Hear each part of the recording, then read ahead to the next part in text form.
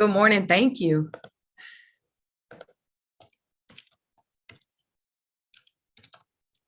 Yes, indeed, Judge Hairston. Oh, thank you.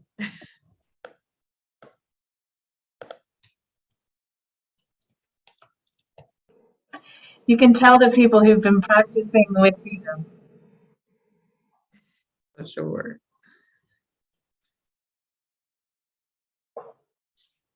All right, let's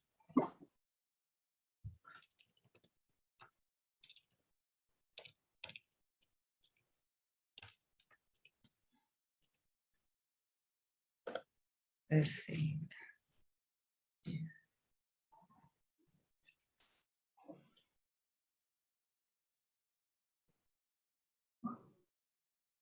Dorothy, can you Yes. hear me? Yes, I can. Okay, I'm sorry. I have trouble mastering the delay I get off of the YouTube, which is playing on one of my screens, and the actual Zoom. So I'm trying to minimize the dissonance. Whitney, while you're doing that, I don't see that Lisa is on, Judge Menifee is on. Yes, I think she emailed yesterday that she is not going to be able to attend the meeting. So Okay, that's fine. that was after I sent you an update. Yeah, I just wanted to make sure of that. And she's hopeful that April 8th she can attend and be in person. So that may be better anyway. Okay. We can still we can still act on the decision though, right? Yes. Okay, thank you.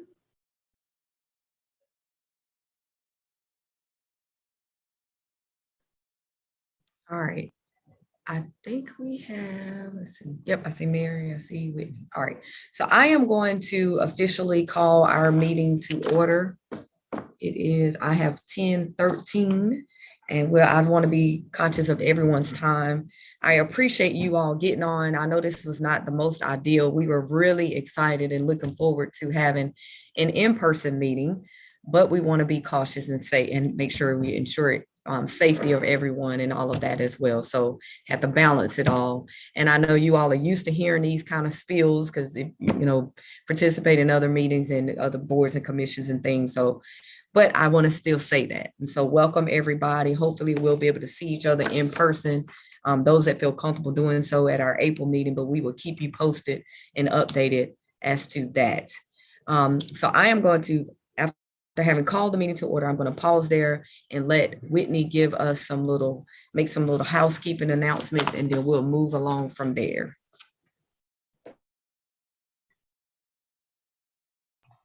Thank you, Dorothy. These are truly some really brief housekeeping announcements. Be mindful of the fact that we are live streaming. As General Counsel, I don't think that there is anything on this agenda which would require us to go into executive session. If you feel otherwise, please let me know. Jeff Connolly is hosting the meeting. He is going to be, over the next couple of moments, changing the commissioners' names in the participant box to Commissioner Mitchell, Commissioner Beeler, etc. That will allow the chat to cluster the commissioners into one, or the participant list to cluster commissioners. Chat is also going to mute all participants. Commissioners and executive director can unmute themselves. Other staff and attendees will need to be recognized by the chair. Then Jeff will unmute them and they can be heard. And then if you experience any I said Chad, that's because of the budget committee meeting, and I apologize. Jeff Connolly, every time I'm talking about muting you, changing your name, letting people in, I am talking about Jeff Connolly. My apologies to both of them for mixing their names up.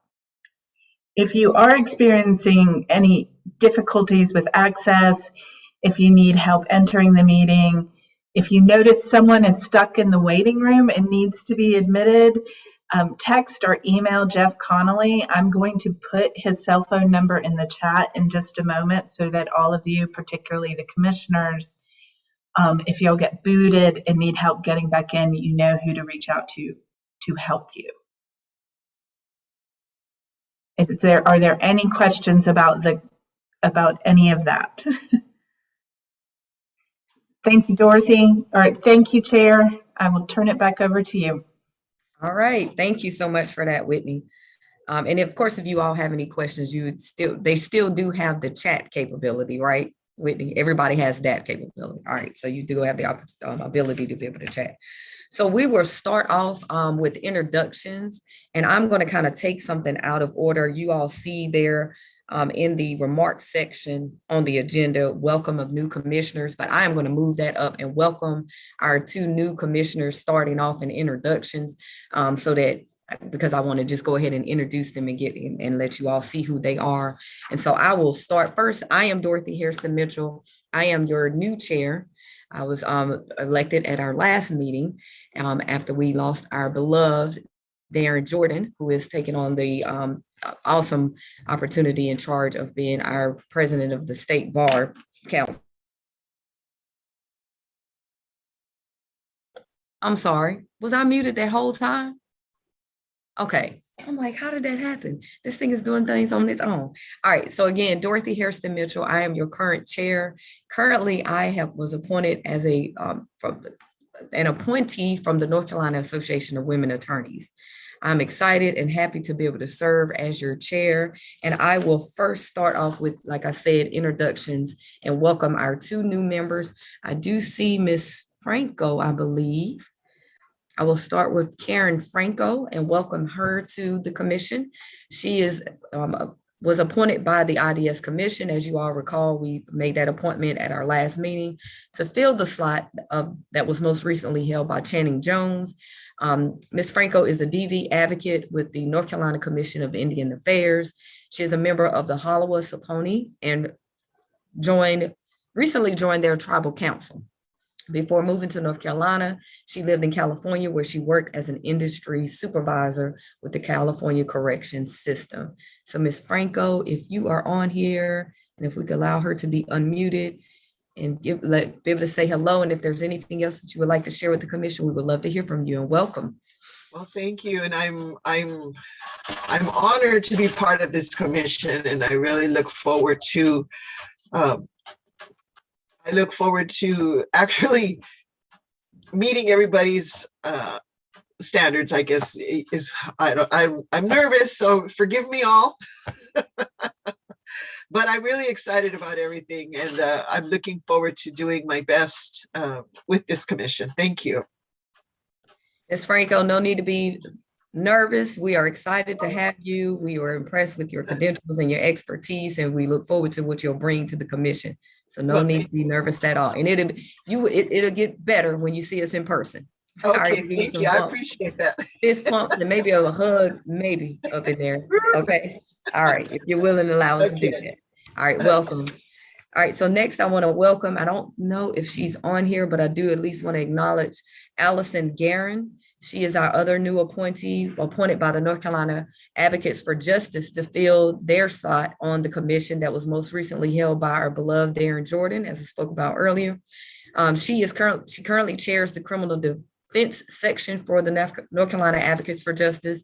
She is an experienced criminal law practitioner who is dedicated to working on behalf of poor clients.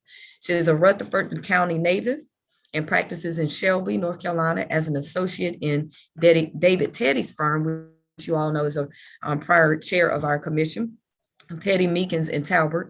And before joining their firm, she was at Pisgah Legal Services. And I don't think I see her, but if someone can help me and make sure. Okay, I knew that she may not be able to come on, but I do want to at least officially acknowledge her and welcome her to the commission, and we'll do this again next time so that she can speak as well. She sends her very sincere regrets, but she cannot be here today. All right. So we will move from there, and I will next have Mr. Art Beeler, our vice chair. If you could introduce yourself. It's getting tough to not call you Dorothy and say, hi, Your Honor, how you doing? But I'll try. Dorothy is fine. I know, but I have a huge respect for the bench, and I have always had a huge respect for the bench. So I will try to do that. Will fail sometimes, but I will try to do that. Especially since we were co-professors together at one time. It's difficult sometimes, but anyway. Thank you. I am Art Beeler. I am the vice chair. I'm the governor's appointee as a member of the commission. I thank you, Ms. Franco, for coming on board because of your correctional experience. I feel like I have a kindred spirit now because I had spent 35 years in active corrections and about the last 10 years doing things with corrections. So I think corrections has a valuable place on this board for lots of reasons. But anyway, I just want to introduce myself and say hello to you. Madam Chair, do you want to go ahead and make introductions to everybody else, or do you want me to go to the agenda item? I will call out folks so that they can introduce themselves. So we will next go to Mr. William Gus Anthony. If you are on, yep.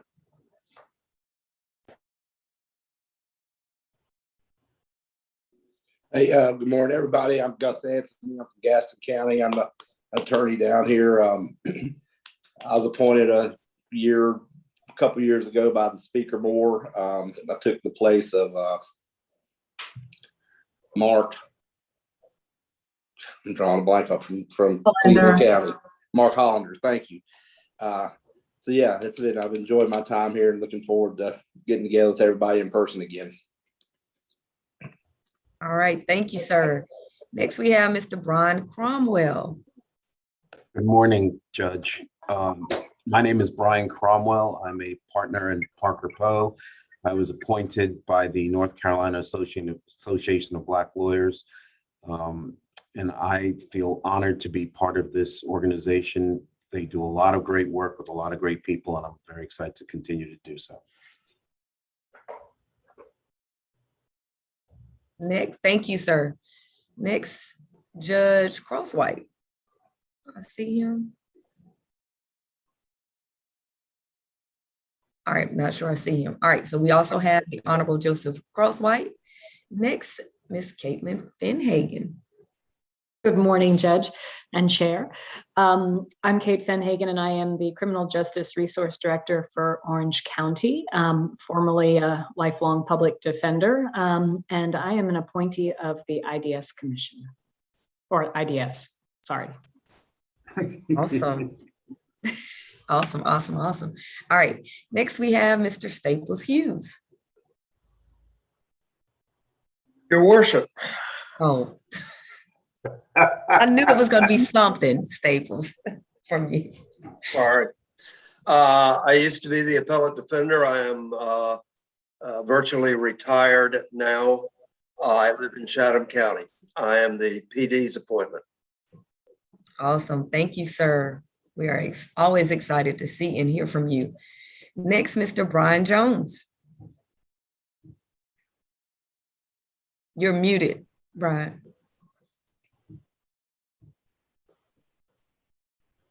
I am unmuted now, I believe. My name is Brian Jones, and I live and work in Morganton, North Carolina. I have a private practice, focus on criminal work, some DSS and personal injury. And very glad to be here. I was appointed by Tim Moore. Is everybody there?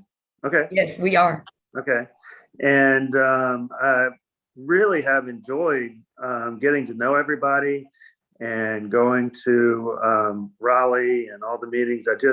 It's a welcome change in my life, and I've just really have enjoyed it, getting to know everybody and doing the work and being a part of it. And it's a real honor for me to be a part of an organization with so many smart and talented people who have a lot of respect for, and welcome to the new members. I'm looking forward to working with you guys, and thank you. Awesome. Thank you, sir. Next, we have Jan Pritchett. Morning, everyone. I'm Jan Pritchett. I practice criminal defense here in Greensboro, North Carolina. And Staples said he was virtually retired. I'm trying to figure out how to actually retire. So maybe I'll look into the virtual thing. Is that like Bitcoin? Awesome, awesome. Thank you, sir. And last but certainly not least, we have the wonderful Miss Stacy Rubain. Hi, good morning, Judge Harrison Mitchell. Congratulations. Good morning, Thank you. everyone. My name is Stacy Rubain. I'm in private practice in Winston-Salem. I actually think I came on the commission right around COVID time because I feel like I maybe got 1 or 2 meetings and then COVID hit. So I really am looking forward to us getting past this and us being able to convene again in person. Congrats to the new members of the commission. We do good work. I know you'll enjoy your work on this commission, especially being led by our new wonderful chairwoman. So looking forward to seeing everyone and glad to be here. Awesome. Good to have you too. All right. Those are the introductions for our commissioners. I would like to also, if I could, just because I don't want to belabor it, but I do want to, for the benefit of Ms. Franco especially, if we could have any of our IDS staff that is on introduce yourself. So we'll start with you, Mary Pollard. Hey, Executive Director, yes.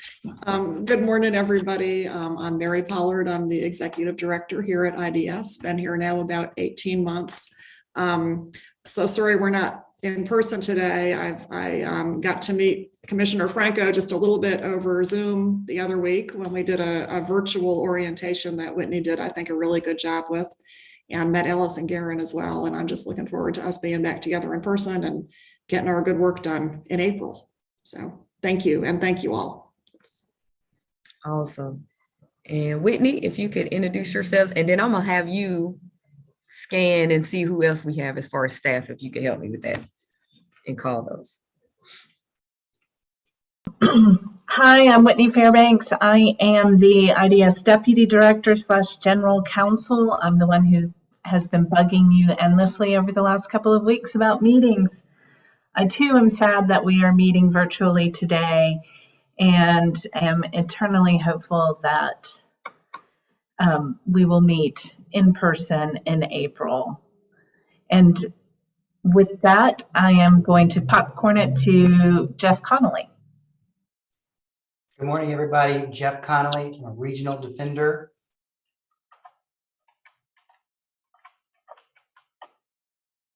Berja Hensley.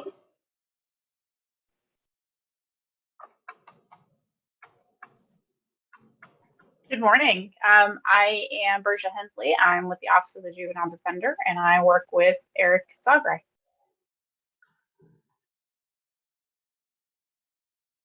Eric Sagrai. Hey, I'm Eric Sagrai. I'm the State Juvenile Defender with the Office of the Juvenile Defender. Chad Boykin. Good morning. I'm Chad Boykin. I'm a Financial Services Division staff attorney. I work closely with Elisa Walper, help on policy matters and set off debt recoupment. Kati.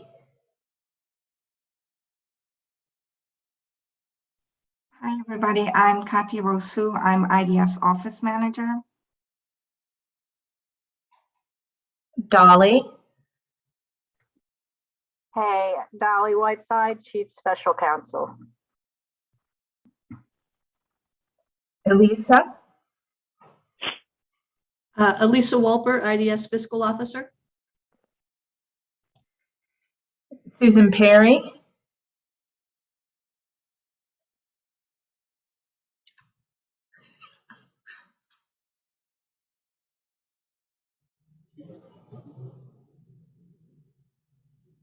Muted. Sorry, Susan Perry, Legal Associate, Main Office. Kristen DeSimone. Hi, Kristen DeSimone. I'm also a Legal Associate and with the main office.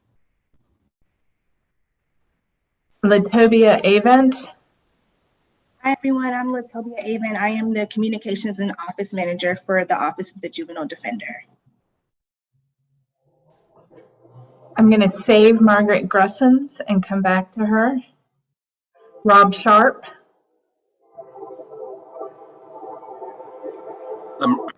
I'm Rob Sharp. I am the Capitol Defender with the Office of the Capitol Defender. And Commissioner Franco, no way you remember all of this, but we'll get back with you and talk to you.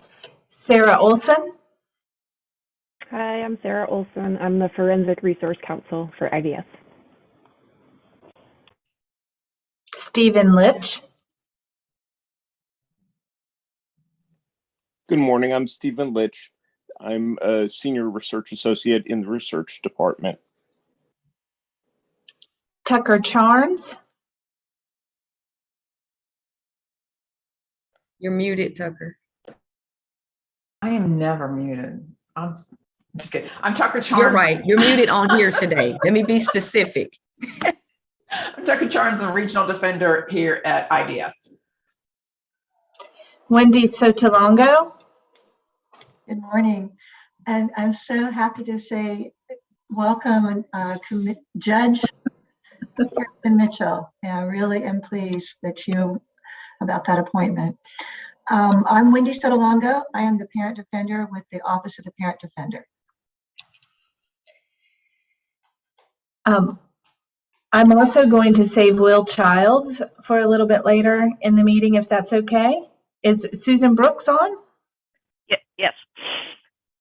I want to take a moment of personal privilege after I introduce myself. Susan Brooks, Defender Administrator, and I just want to say, looking at the screen with all these commissioners, it is a good-looking commission. It does not look like the typical hallways of portraits like at the AOC or in the Winston-Salem Courthouse or the Supreme Court.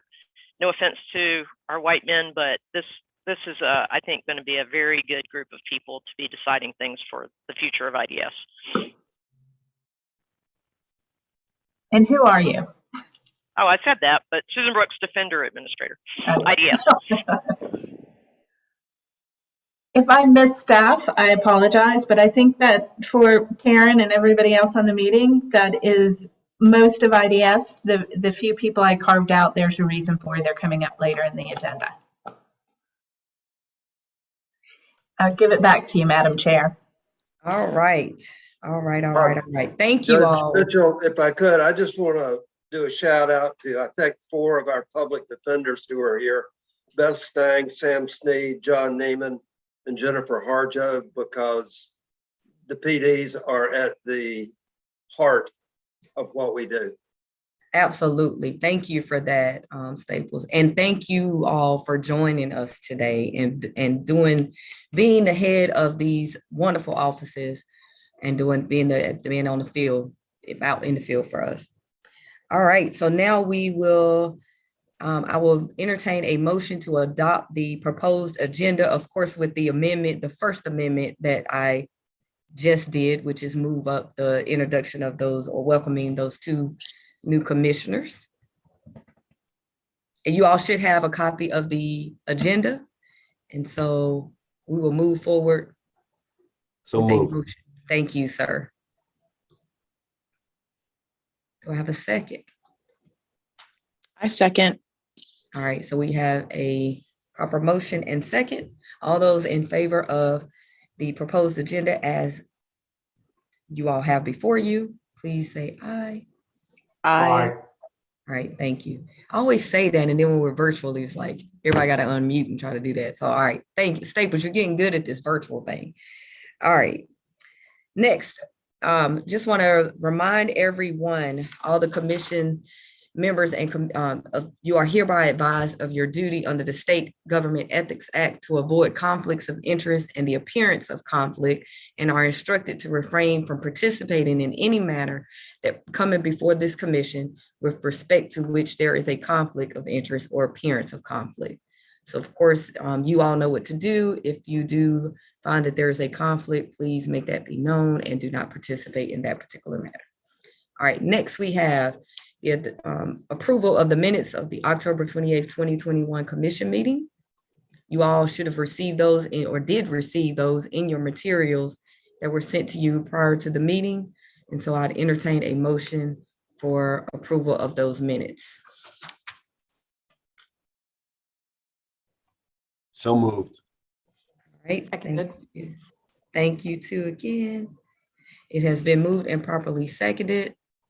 And if you want to raise your hand or shout out, all those in favor of approval of the October 28, 2021 minutes. All right. Thank you. I think those have been approved. And next, I will turn the next agenda item over to Mr. Beeler. Oh, I'm sorry, Staples, is your hand still up from the vote? Okay, all right. Thank you, Your Honor. The task that I have today is to talk about appointing Her Honor to the seat of the commission that attorneys can fill, that judges can fill. I'm sorry. Lisa Menifee, who is a longtime member of the commission, is stepping down. I wish she was here today. She is a wonderful lady who I had feelings for because of when I came on the commission. She was one of the first people as a commissioner who brought me aside and helped me very honestly and gave me lots of advice, but she basically just talked to me. But we can only have 3 sitting judges as part of the commission under the IDS statute. So what we are going to do right now is that we now have a brand new sitting judge that's sitting here looking at me. And I would like to make a motion that she be appointed as one of the 3 judges that we have on the IDS commission. And that is in the form of a motion. So moved. I'll second it. Hearing that we have a motion and a second, is there any discussion? Hearing no discussion, I would ask for a show of hands or statement of saying that you agree or disagree with the motion. All in favor, say aye or raise your hand. Aye. Any opposed? Hearing none opposed, it carries. Before I give up the mic and turn it back over to the chair, though, is Whitney, basically for our new members, have they been told about their requirements to fill out the ethics request form? Yes, Art, thank you for asking that. They have both completed their SEIs and arranged for or taken their ethics training. And Ms. Franco was able to take an oath in front of a notary earlier this week. So, and I'm sure that when Allison is well and able to join us, she will have everything taken care of too. Thank you, ma'am. I also just want to remind all of us that we've got until April the 15th to get that thing filled out again. Excuse me. I said thing, you understand how it's not my favorite thing to do every year. And Ms. Chair, Your Honor, I turn it back over to you. Thank you, sir. Well, I appreciate that reminder as well as you handling that matter for us. And I just want to say, and I will say this again when Judge Menifee is able to get on, that I agree with Art and as well as I agree with Art in the regard that she has been a phenomenal commissioner and she has been one of the most helpful persons when a new person comes on. She did the same thing with me and she's been very supportive. And I want everyone to know that this is not a way of kicking her off. She was already in the phase of her term expiring. And so this is just a little bit early. As you all know, Judge Menifee actually officially retired last year from the bench.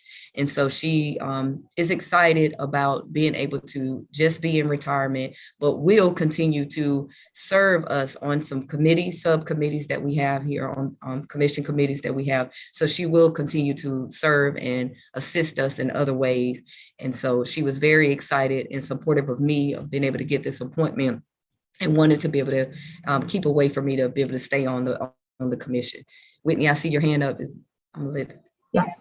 Okay, go ahead. Speaking of committees, the appointment committee will be convened in the near future to discuss our now empty seat for an attorney to be appointed by the Association of Women Attorneys. Thank you for that. To fill my old seat. So we're just filling seats. All right. So next we will move on to remarks from me. And I want to now go back to our wonderful, I want to have just acknowledge and speak a little bit about our wonderful Margaret Gressens. Miss Gressens, I love that smile of yours always. Our IDS research director. Margaret has served as our research director for the North Carolina Office of Indigent Defense Services since the office was established in 2001. And during her time with IDS, she has authored numerous studies evaluating indigent defense system quality and cost effectiveness, including the NCSEP Performance Measures Guide, a blueprint for developing indicators that measure indigent defense system performance. She also served on the National Legal Aid and Defender Association Research and Data Analysis Committee. That's a lot to say. And on the Measures for Justice Index Data Council. You all have probably seen or should have seen the email that has gone out recently that Ms. Gressens is retiring. And we are super sad about that. But as far as we don't want to see you go because you've done such great work with us and for us and for the legal community and the indigent persons in North Carolina. I could go on, but you've just been phenomenal and we're going to miss you, but we are excited that you will be able to go and relax and do other things. And so I want to just acknowledge you, give you a moment to speak if you would like. And I know it's probably the folks are going to want to say something to you as well. So I do want to take a little point of privilege and allow people to just a little bit of time to be able to do that. So Ms. Gressens, we will hear from you. And thank you so much for all your years of service. And like I said, everything that you've done for all of us.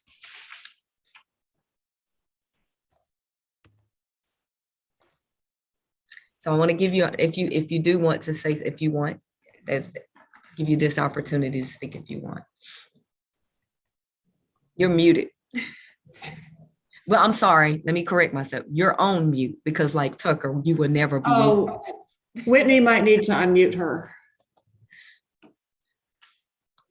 Sorry, Margaret.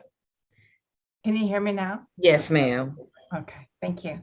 Thanks for those kind words. And I just want to say it's been such a pleasure serving at IDS for the 20 years. You guys are a great commission.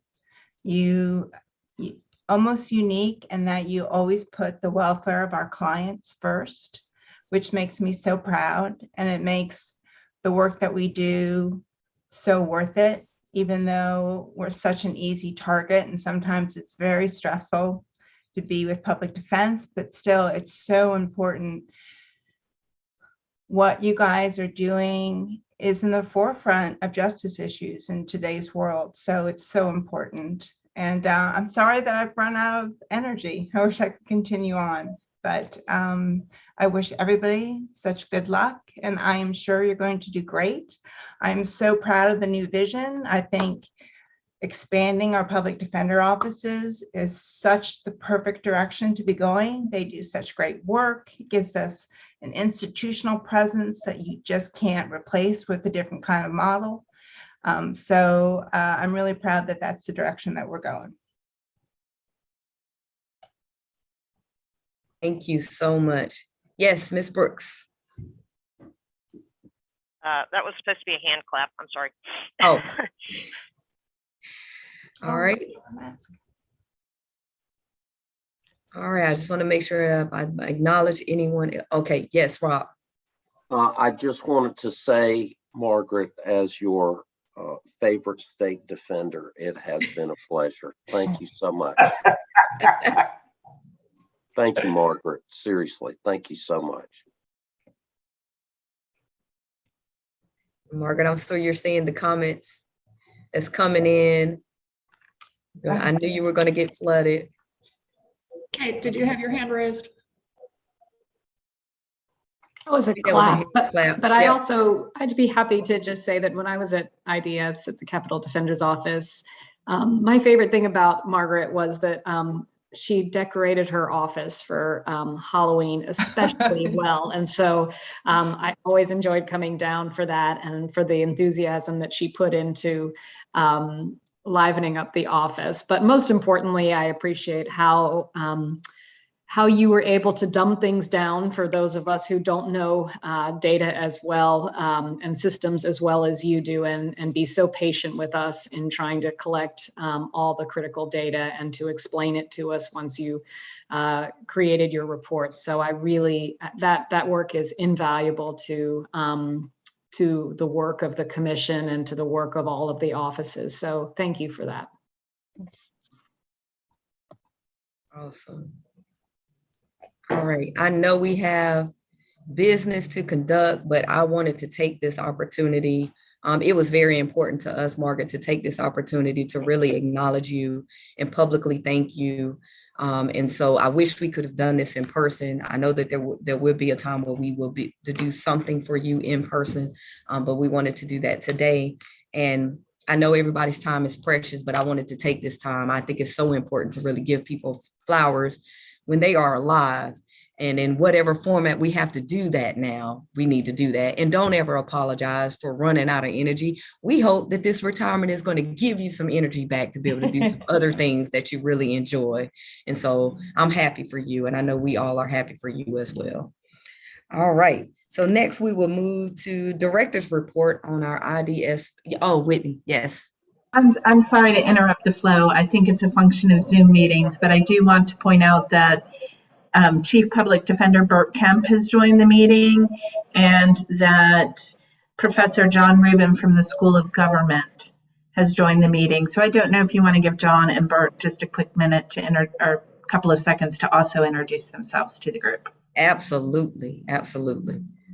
So we'll start with you, Burt, and then, yes. Madam Chair, thank you. Ladies and gentlemen, I'm Burt Kemp. I'm the Chief Public Defender in Pitt County. Been in this role since 2007. Been with public defenders since 2001. Thoroughly enjoy the work and am thoroughly enjoy working with the people on this board, in this group, and with my colleagues. And just a quick verbal shout out, Margaret, you've done an outstanding job, and your empirical evidence throughout the years has been extremely valuable, even if not painful. But the truth hurts, numbers hurt sometimes, but the work was just outstanding, and it proved you were almost you're almost like a foretelling the future of where we were going, what we were happening, and you will be sorely missed. Congratulations in your retirement. Thank you for joining us. And the wonderful John Rubin. Thanks. I'm on the faculty at the School of Government. I'm the director of our public defense education program, and I've been working with IDS since its formation back in 2000. Thanks, Madam Chair. Yes, sir. Without you, we would, I'll just say that. Thank you for all that you do for us too. All right. Just say, I'm sorry, Chairperson, but Beth Stang, our public defender in 29B, is also on. Okay. I just wanted to point that out. Yes, I wanted to, did somebody unmute her to be able to, for her? Yes. Ms. Stang, if you want to.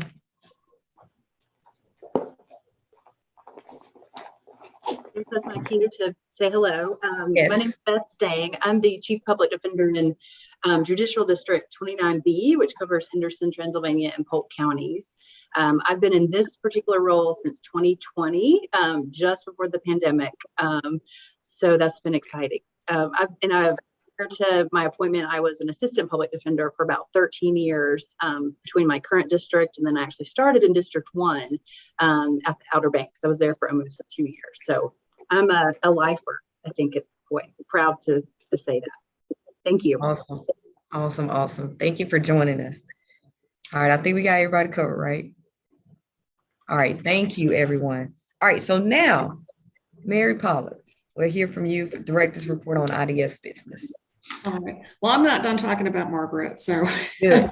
I just want to, I think I said this in my email, but I need to say it again, is that there is no lawyer, there's no public defender, there's no commissioner, there's nobody I've ever met or know who truly and deeply cares about public defense, good representation for our clients, more than Margaret Gressens, right? This work is in her heart, and she has given it her heart for her whole time here. And she truly believes that the good policy that she helps us craft through her magic is going to help those folks. And that's really what we're here for. And I'm going to miss her, and I'm going to stop talking about her, and we will have an in-person celebration at some point here. But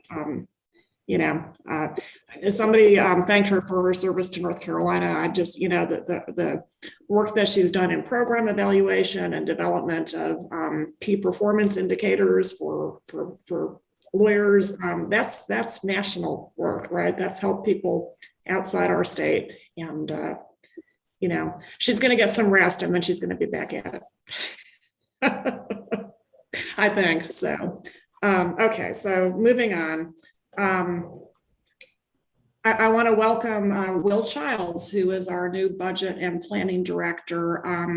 Will is part of Elisa's replacement. It probably won't shock you to learn that we have to replace Elisa with 2 people, maybe 3, I don't know. But Will is going to be our director of budget and planning, and he's going to take over those portions of Elisa's job and work with me and the research department and the staff on long-term planning. Will has been a principal fiscal analyst in the fiscal research division of the North Carolina General Assembly for about 10 years. He supported the Justice and Public Safety Appropriations subcommittees for a good portion of that. So he comes to us very familiar with our work and our needs and our history, our institutional history. Before he was with the General Assembly, he did similar work with the Texas legislature. He's a graduate of the University of Alabama, and he has his master's in public policy from Duke University. And I'd like to give him the opportunity to introduce himself. He's hit the ground running, and we're glad to have him. Will, you're here somewhere, right? I'm here. Thank you very much. I just want to say I am thrilled to be here. I am looking forward to working with all of y'all. I have been working with Mary on preparations, for our expansion budget request. And yes, I'm excited to be, I would say, learning how to partially fill Elisa's big shoes, but it sounds, it's just one big shoe, so. But thank you all very much. I'm really excited to be here. Well, welcome. I'll try to be brief on the report on IDS business. The first thing I'll talk about is the Alamance County representation project. As I reported at the last commission meeting, we ceased funding first appearance representation in Alamance County upon adoption, I think, of Senate Bill 350, which made it clear that while the legislature wanted to create a right of first appearances in misdemeanor cases, it did not want to fund them or fund counsel at those first appearances. We notified the participants in the Alamance County lawsuit in September that the program would cease at the end of November when those contracts ran out. As things tend to go in litigation at the end of November, there was a flurry of activity where the plaintiffs sought enforcement of the consent order, which of course IDS was not a party to, but included provision of counsel. And the resolution of the matter is that there's grant funding through the Office of Strategic Partnership that will flow through IDS. We will administer contracts for first appearance representation in Alamance County until that funding runs out. Presumably the litigation will have ended before that time, but we've thought that earlier. But so that program does continue in Alamance County, but not funded by the Private Assigned Counsel Fund. So that's that report. On the excuse me, Mary, could you run past the funder, the grant? It's again. It's the Office of Strategic Partnerships, which is the train's coming by. Hold on a second.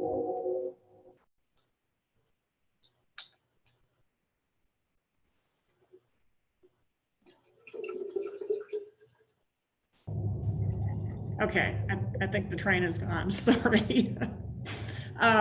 It's the Office of Strategic Partnerships, which is an executive branch agency, sub-agency within the Office of State Budget Management. I'm not entirely sure of that, but it's Elisa might be able to enlighten us more on that. Except she's muted, so.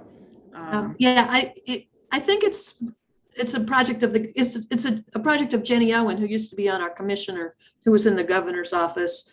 We've already received the funds from Office of State Budget and Management. It's sort of a hybrid thing. Thank you. Yeah. Yes, Kate. And I just want to thank you, Mary, and IDS for finding a creative workaround that still involves IDS's participation to some degree, but outside funding to ensure we're not utilizing PAC funds. So I think this is great. Appreciate you giving that update. Yeah, and I don't want to take too much credit for this. This was, obviously we needed to be on board to make it happen. And we talked with various people about possibilities, but this was brokered by somebody at the Attorney General's office who reached out to Jenny, who reached out to us, and it all worked out for now. So long term, maybe the legislature will reconsider and find counsel, because I think everybody agrees it's a good thing. There's nobody anywhere who doesn't agree that it's helpful and a good thing. Okay. Any other questions on that before I move on? Okay. The next thing I wanted to update you on was the contract defender program. As you know, after Margaret's study last year, we decided that we needed to end or significantly revamp the RFP contract system. That's been underway. There's been a lot of work on the replacement program, which we're calling Managed Assigned Counsel, which will basically be contracting for hourly work with attorneys and implementing some requirements for additional requirements for quality control. We, through a lot of work by Whitney and Susan Brooks, did a request for proposal through AOC procurement for a timekeeping, billing and timekeeping software program that could be used on phones or on computers to help us make this an easier program to administer. And we got the bids back, and it looks like there's one promising program that we're going to see a demo of soon. The timing for this is that we hope to roll out the pilot in several counties in June. And if it goes well, the RFP contracts will be a thing of the past at the end of November. Of course, timing is everything, and it's moving more slowly than we would like, but we have to be thorough and we have to make sure we get it right. So onward with that.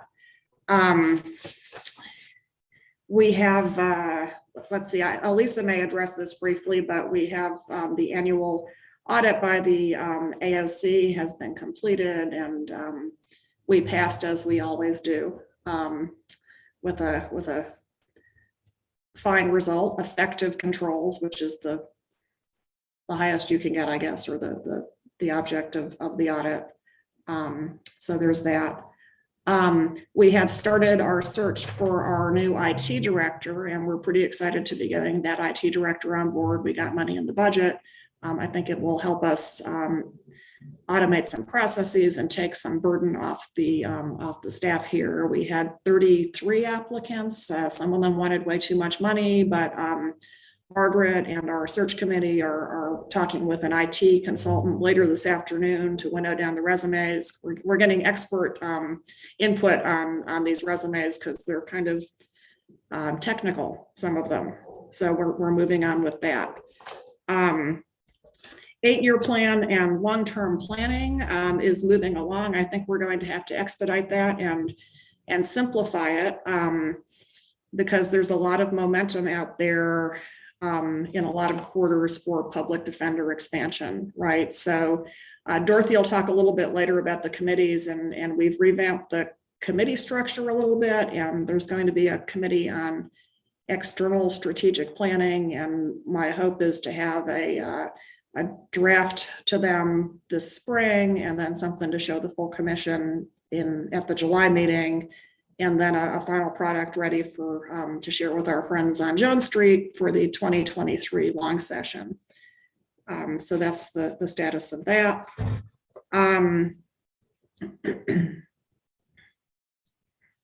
Our website is still somewhat of a work in progress. We had a meeting with the designer where we went over the analytics, and we were pleased to see that it was basically pretty successful. I mean, as he explained, the people were coming to the site to look at the things we would want them to come to look at, particularly with attorneys, FIAPs, fees and expenses, that sort of thing. They were staying on the site. They weren't just coming and bouncing.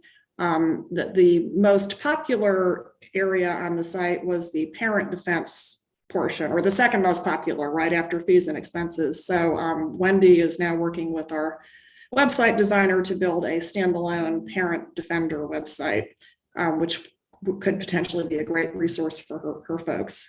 So that's a good thing. A few just random other items of note. One is that I was appointed to the AOC's Remote Proceedings Task Force, and it had its first meeting last month, and I think it's going to be interesting to watch this unfold. The goal is that even after the pandemic, a number of things could be handled via video conference. Some of it is probably good and will result in quicker and cleaner dispositions for some simpler things. Some of it, I think we all need to be real attentive to making sure that our clients get the process they are due and that they get to be in person when they need to be in person, that witnesses must be in person when the confrontation clause requires them to be in person, right? That proceedings aren't unduly delayed because of lack of video capacity at the jails or at the prisons. So it's going to be interesting to see how it unfolds. But some of the technology that they're developing is pretty cool. The remote video courtroom and all of that. So along similar lines, there is the Administrative Office of the Courts is convening a giant meeting on February the 10th, and the purpose, I guess the primary purpose is to talk about how the system can help reduce the COVID backlog. I think that a larger discussion is going to be had. Director Heath and his staff are interested in lessening case disposition times overall, right? They were not, North Carolina wasn't exactly at the head of the pack prior to the pandemic on case disposition times, and the backlog has made it even worse. And of course, this is not just for criminal matters, it's also for civil cases. So we've been invited to the table. I'll be attending, and Whitney will be attending, and Jennifer Harjo will be attending.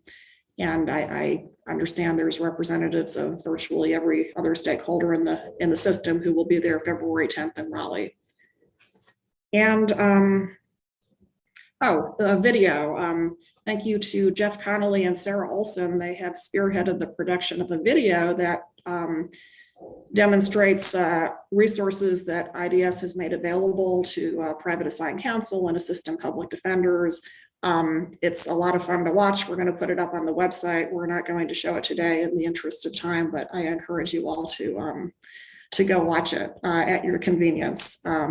Stars people like our very own, well, all of us really, Sarah Olson and some of the folks we contract with to consult for sex offenses and immigration issues that sort of thing.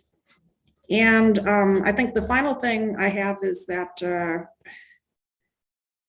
we've been talking about preparing an expansion request I know we just got a budget, but that doesn't mean we don't get to make an expansion request. So I've been working with Lisa and Will on what that would look like. Will, would you like to address that for the commission? Sure. We are looking at, and hello to our fiscal friends who are on this. This is a preview. We are looking at some of the low-hanging fruit in terms of public defender offices that could either expand or be split, especially where there's a need for attorneys in a district. We are looking at some of the in-house areas where IDS has asked for people before, because especially dealing with capital cases, there's been an increase in capital cases in the recent year, and there's definitely a need in the capital office. So we're putting together some proposals, and we'll have something together for the General Assembly and for OFBM when they ask for our expansion request too. Thank you, Will. And I note in the chat that Bert Kemp has said that criminal case management reform is the way forward on the case backlog and case time, disposition time issue. And yes, I think this is an opportunity for people who want to push for calendaring reform. So look forward to that. And that's all I have for the report on IDS business. Does anybody have any questions about any of that before we turn it over to Elisa? Yes, does anybody have any questions for Mary? All right, thank you so much for that report, Mary, and for all that you do always as well. And so, yes, we will move next to our fiscal report from Miss Elisa. Thank you. And I apologize. I'm sort of not clear whether my presentation was included in the packet. Did it go out? Okay, good. Okay, sorry. Well, I do have a PowerPoint. I didn't know if you wanted me to share my screen to do that, or to just yes, that would be great. Okay, somebody remind me how I do that. Share screen. There's a button, a green button down in the bottom center bottom. I think have I done? Did I do that successfully? No, we don't see it yet. So you should be able to hit share. There you go. There, I hadn't hit the share. Okay. Let me slideshow from the beginning. Okay. Before I start on this, just because Mary gave me sort of the tag on the audit, this is the legislature a number of years ago required the AOC internal audit team to audit us internally. It's a very narrow audit that basically says, do we follow our own rules? And then also look at some issues that actually aren't totally in our control, which is how the clerks handle recoupment. So it's a big exercise. It always helps us fine tune a few of our procedures in-house. There probably are other issues that would be helpful to have internal auditors look at. Organizations always benefit from internal audit, but because they're not really our internal auditors, we've generally stuck to the what they have to do and not really ask them to look further. As I work with Will and our new CFO and our accounts payable supervisor, we'll be sort of looking at those issues again. But it's always a lot of work and a tremendous relief to have a clean audit. What I have here is an update on our current year spending, which of course is still hard to predict. I think back to the October meeting where the commission made some decisions to go large, for which I'm very excited and very grateful, but also feel a little nervous about making sure there wasn't anything I didn't think of in the analysis that allowed you all to do that. So this is sort of seeing what can we say about that, and just sort of reminding us of the various pieces that we have to watch, because it was very much a crystal ball kind of thing. And the crystal ball is still kind of foggy. But the key assumptions we made, because at the time that you all met in October, we did not yet have the budget. We had an inside rumor tip as to what was in it, but that was still a little uncertain. But we did in fact get $5 million in brand new funding, in that we got it for the full year. There was also a little uncertainty. If the budget didn't happen till November, would they prorate that amount, or would we really get all 5 million at the beginning, as if it had been July? And the whole budget process has been, let's pretend it really is July still. And so we did get that full 5 million in our current year budget. And then an additional court fee, which will trickle in slowly. It may not realize the budgeted amount right away, but because we got 5 million going back to July and only did our rate increases effective January, I wasn't overly concerned about that lag in that funding. The other sort of fact in October was that not having any idea what was going to happen in the court system in the coming months, or what was the best reference year to look back at. Our spending to date continues to track fiscal year 19, which was our last normal year still, which suggests that there were no major shifts in indigenous, or that actually, I'll take that back. All the different things that have changed since 2019 are canceling themselves out, because we know there's been a whole big basket of changes, and just so far in terms of the big numbers we can look at, that they are sort of canceling each other out. The other key, I have to let the train go by.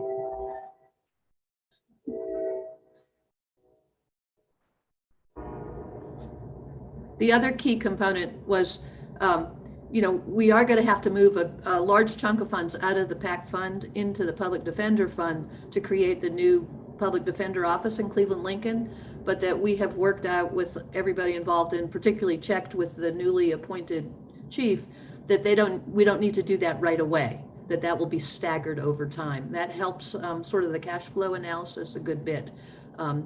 She has 3 positions to start out with, and we'll probably be adding a few more next month, and then spread it out over the next, either through June or maybe even to the next fiscal year. And then I am happy to report that we finally got money from DHHS for the 4E program. Just last week, of course, in true DHHS fashion, they sent us the completely wrong amount and don't seem overly concerned about having us return the extra they gave us, but they owe us that extra. So we're gonna take the money and run. We are now, we still have some complicated steps to take in being able to use those funds in this year's budget, and exactly how to work it through. It's still a issue of the kind of issue that wakes me up in the middle of the night, but we got the money. They have gotten the memo that they have to play with us on this, and that we're working on that. So based on all the different moving pieces that I laid out in October, and don't need to lay out again, if all the trends continue, we're going to finish the year with an unspent balance in the PAC fund, and probably not have any major pressure to move lap salary from the public defenders programs in IDS. This builds in some possibility for growth in the second half of the year. Doesn't really assume that there's going to be a major shift in how fast courts proceed, or night court or weekend court or anything like that, unless Judge Mitchell has any inside, Hairston Mitchell has any inside knowledge on that. So there's not concerns about cash flow or shortfalls or holding fee applications at the end of this year. And then we generally have been able to, because a certain portion of our budget, of our current fiscal year spending doesn't even really come in until later, we can use that remaining balance in future years. Of course, the big unknowns is always, we don't know how much is going to come in on set-off debt until March or April, because there is no way to model that. And sometimes subtle changes in tax law can have an impact on that, but we're hoping not. There could be spending January through June could be a lot higher, but given that I'm projecting a shortfall before moving in any lap salary, it is still highly unlikely to have any impact on our ability to pay this year's VAPs on time. We will be reviewing data to make sure that the what you looked at in October was saying, well, raising this rate will cost this much, raising this rate will cost this much. Some of those numbers were pretty small, some were big. The grand total was roughly 10 million. And we'll be, and I'll be sharing with Will how to do those calculations to look at as data comes in, was that an accurate estimate? It's not going to be to the dollar, but the issue that's of biggest concern would be the big piece of the rate increase package was the district court going 55 to 65. So unless we were seeing massive changes in that volume or a massive error that I made, which I don't think I did, it's not going to impact the big picture. If we were a little off on how much high-level felony non-capital appeals cost, it's not going to affect the bottom line.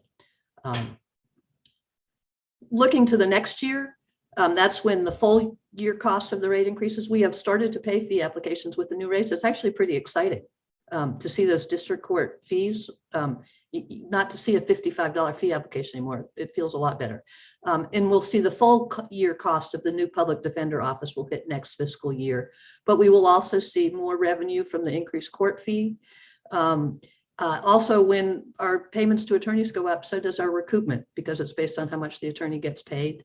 And then we will start to see in 23, probably not any this year, savings from the new PD office, because as they ramp up, there'll be fee applications that we would have been getting from private attorneys in Cleveland and Lincoln, where the cases are now being handled by the public defender office. So we'll start to see some drop in the total demand on the PAC from there. And we have some numbers we've played with.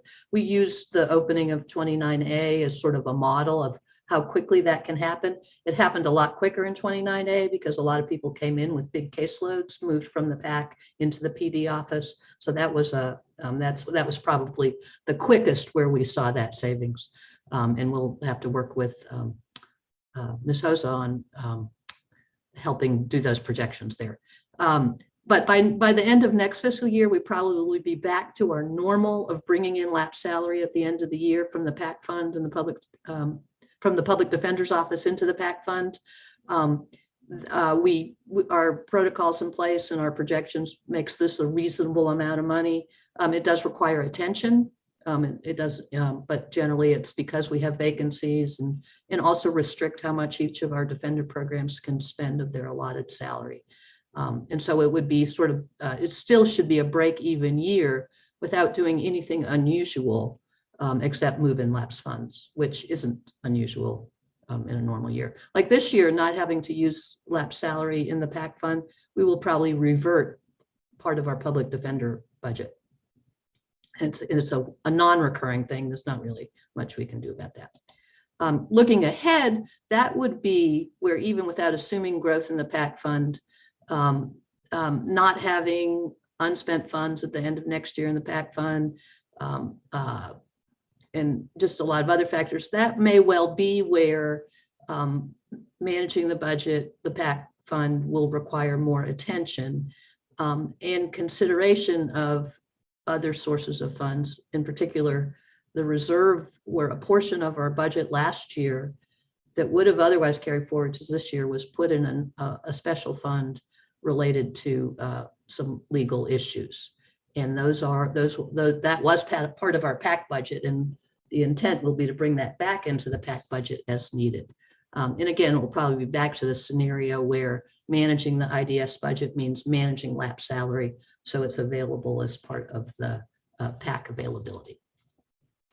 I haven't had a lot of chance to look at the current year data to see what the brief pre-Delta Omicron time period in the court system meant. It was pretty brief, and so, or it was between Delta and Omicron or whatever, but you know, it's still, we still don't really have normal year. But I was just mostly looking at that sort of sensitive point was activity in district court, where we've just implemented a very large pay increase that will have a big impact on the budget. There does appear to be, I think a key issue is the size of fee applications, because that's a big part of the calculation of raising rates. And I'd anticipated that as cases are resolved in district court that took a slower path because of COVID. Although we allowed interims, so that might not be, but the sense that these are older cases and some attorneys were touching those cases regularly, particularly child welfare cases, even if they weren't moving as fast, that it wouldn't surprise me to see that the average number of hours on those high volume, lower level cases was higher now than it had been in past years. And it does appear to be so. The data is not complete enough to really do that, but the percentage change is not one that would make me be concerned about the cost of the rate increase going up to $10. Probably the biggest trend that I think has already been mentioned is the increase in the number of capital cases, and this just shows graphically the how many more appointments of private counsel to handle capital cases there were last year. And the cost of that, of course, is going to be spread over the next several years. The fact that our private attorneys in our policies really do spread out the payments on capital cases, they don't come in all at once at the end of the trial, makes it a more gentle increase, I think, in spending each year, but I think it probably is a factor. Capital spending is not a big percentage of our total budget, but that is one of the factors to keep in mind. And then just a little bit, I think Mary had wanted me to touch a little bit more on the 4E funds. We submit a claim every month. We've done that since July. I think we did it for several months in prior years that never went anywhere. We've already submitted $4 million in claims, and we expect to get a little less than a quarter of that back. But it's an ongoing stream. Every month we send them another claim. And then hopefully once they've worked out why they paid us the wrong amount last week, it'll be, we send a claim and then we get the money 2 weeks later. So it's going to be an important ongoing stream of funds. It's not capped. Anything in this world can change, but there's no talk about changing this. And that we are working out how those funds are going to be used, both for the decision already made to increase hourly rates for parent rep attorneys and contractors, but also for the interdisciplinary representation project that is well underway with Wendy's office, the Court Improvement Project, and the UNC School of Social Work. So that's sort of the update. All indicators look good. 24 will be interesting. 2024 will be interesting, but that's a ways away. So I think that was all I had. I'm going to stop sharing my screen if someone reminds me how. It should have a stop share at the same place where you saw share screen. And Mary, I see your hand is raised. Yeah, I just wanted to say that I should have mentioned this during my remarks, but that we have gotten overwhelming response from the PAC attorneys about the rate increase, and they are very grateful to you as commissioners for doing this and for, it's tremendous. It's tremendous, and I think helps morale to be able to finally give a district court increase after more than 10 years. It was huge. So I totally agree. I've heard great feedback as well. And even have heard from some judges that some of the attorneys still have not realized that the increase came about. And so they've, and I was glad to know the judges were well aware of that and was changing those amounts on the fee apps to make sure that the folks were getting paid the right amount. Yes, Mr. Hughes. This is just a general comment, which is probably obvious to all of us, and I don't think this is going to be controversial. But in Elisa's report, there was reference to the impact of the increased court fees. And I would just ask us all to be mindful when we're talking to whoever we're talking to, legislators, anybody else, that those kinds of increases fall directly on our clients. And I mean, in the past, years ago, when I was did some work on behalf of our clients at the General Assembly, you know, I found myself actually advocating for increases in some of those fees until, you know, there was a whole cluster of input from a lot of different directions, maybe 5-6 years ago. And the bottom line was that those fees impact our clients directly financially. And so I'm not saying anything except let's keep that in mind when we are advocating for our own budget.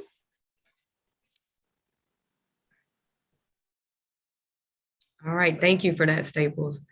Do we have any other questions or comments for Elisa? And I do see that Kate put a question in the chat. Is the increase in capital case appointments a reflection of increased homicide rates in North Carolina, or is it also a function of DA charging practices?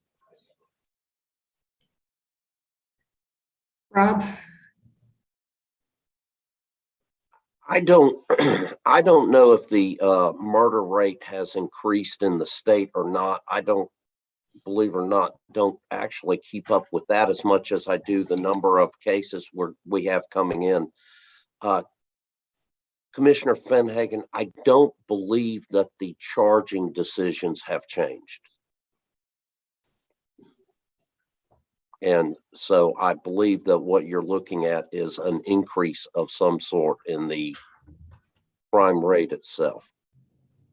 So yeah, an increase in the homicide rate. I think I have seen information, certainly in certain areas, there has been an increase in, but I also, it's interesting that doesn't seem like there has been a change in DA charging practices in terms of just, you know, seeking, proceeding on undesignated murder, which would trigger your appointment on almost every homicide case. Is that still what you're seeing? Yes. I see here that Mr. Childs put in to the chat a report, the annual summary, uniform crime reports. Thank you for that. So folks can see that. Okay, that might have something to help some with your question. The murder rate increased 23% in 2020.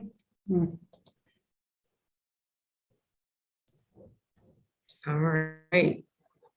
Any other questions or comments for this area? All right. So we'll move to update from the field and start with Mr. Eric Zagrai. Thanks, Judge. Hello, everyone. Hope you're doing well. I am here today with Kim Howes, who you all may remember was an assistant juvenile defender with our office for 6 years. She is now a consultant with our office, and she and I have been working on this plan that I discussed somewhat briefly at the last meeting in October about our office approving and appointing lawyers for first-degree murder cases for 13, 14, 15, 16, and 17-year-olds. So I have got a presentation that I'm hoping to share, and someone let me know. Does everything look good? All right. Good. And Jeff, I don't know if Kim is unmuted, but if you could go ahead, she might jump in. I'm going to talk about the first several slides, and then Kim's going to take over. So this is just a little more information on what we're proposing for the commission's consideration about appointing cases in, for 13 through 17-year-olds for first-degree murder.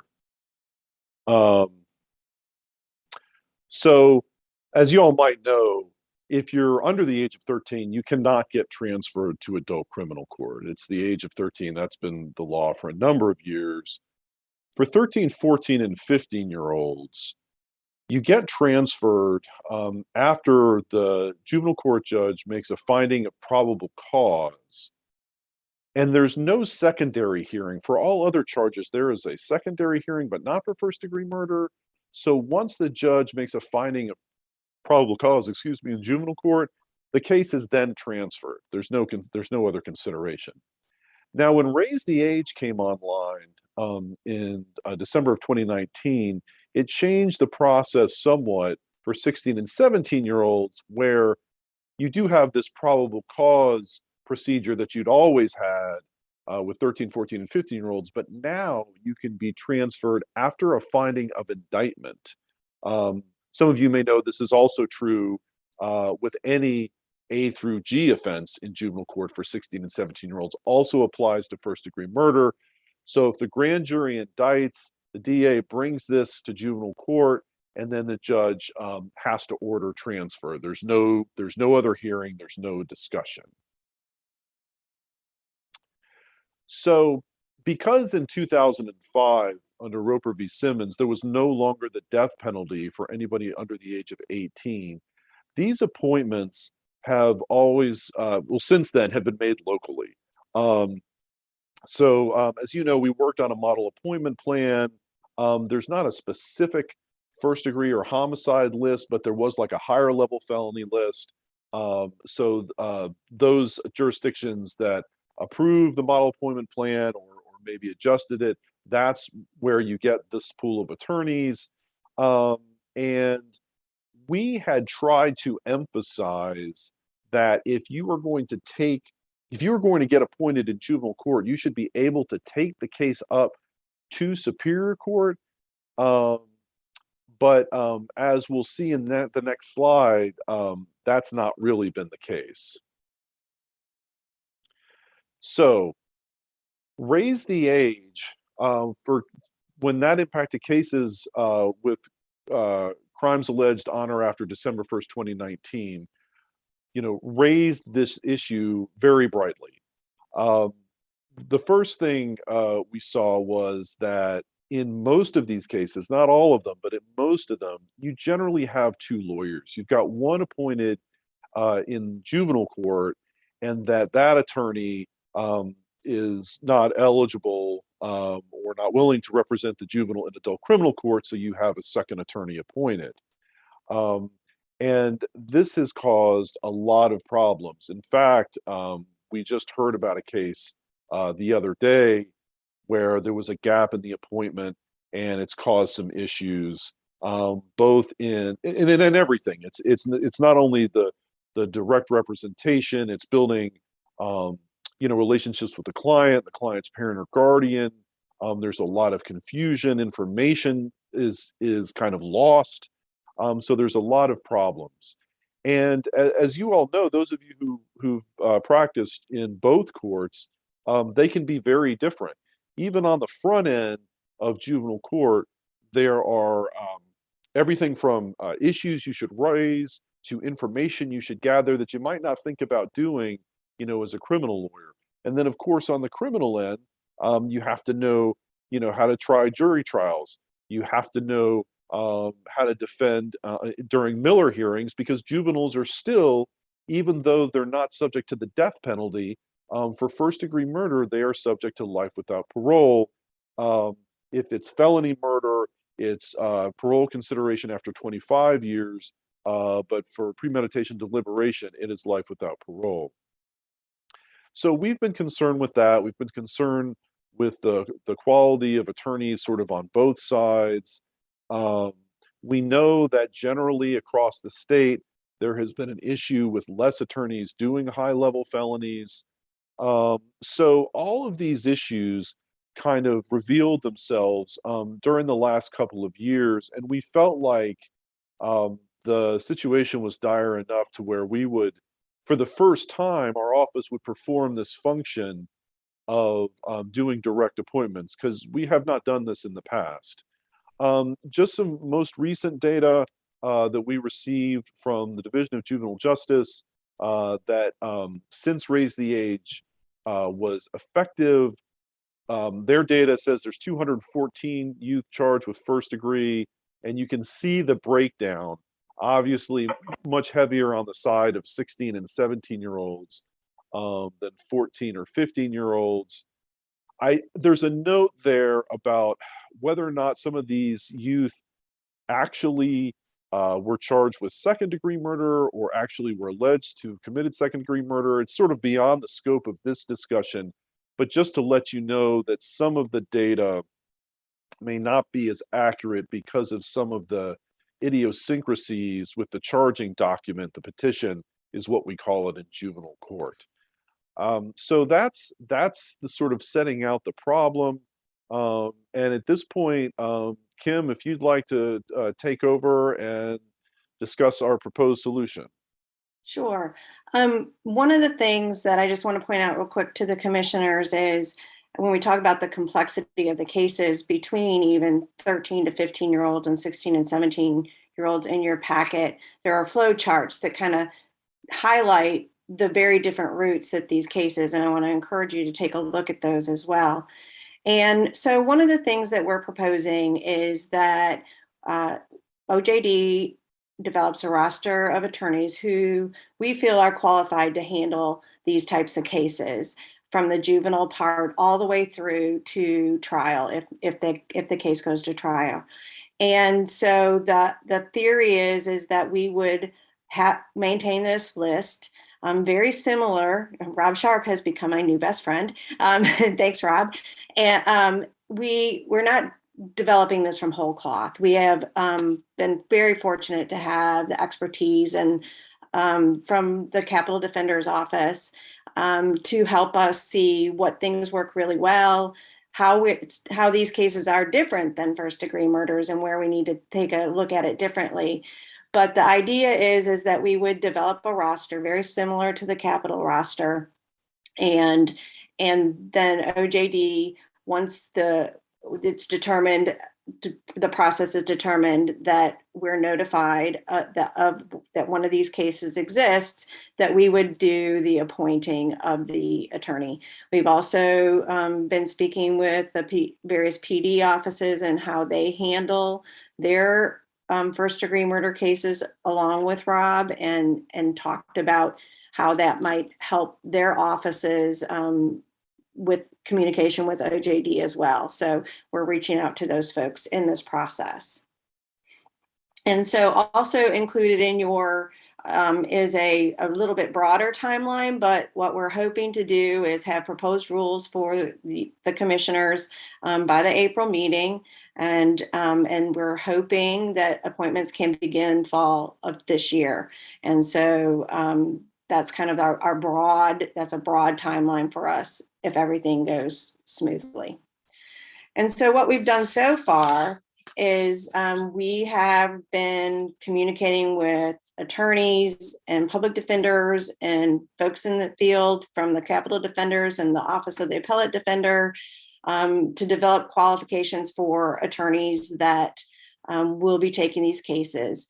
We've drafted an application and an internal application worksheet, very similar to what the Capitol Defender's Office has, to help us determine whether somebody is going to be qualified or they need some sort of waiver.